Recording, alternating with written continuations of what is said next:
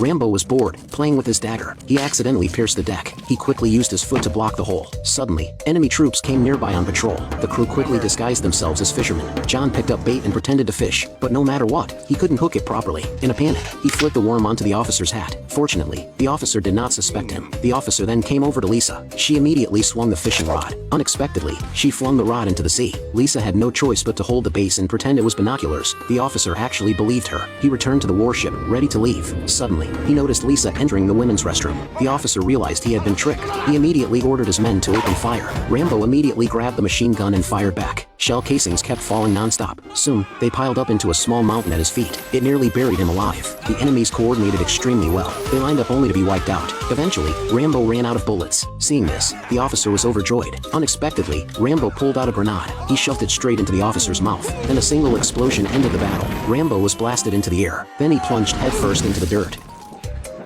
After that, they reached the enemy base. Rambo drew his dagger. He used it like scissors to cut the barbed wire. After half an hour, he finally cut a large hole. The door was gently pushed open. He awkwardly led his teammates inside. One teammate carrying a rocket launcher went to knock on the door. When an enemy stepped out, Lisa had already aimed at him. Rambo kept shooting arrows at the enemy, but he didn't hit a single shot. By then, he had no arrows left. He simply grabbed a chicken from the ground and fired it like an arrow. They arrived at the cells to rescue the hostages. Rambo tried to hook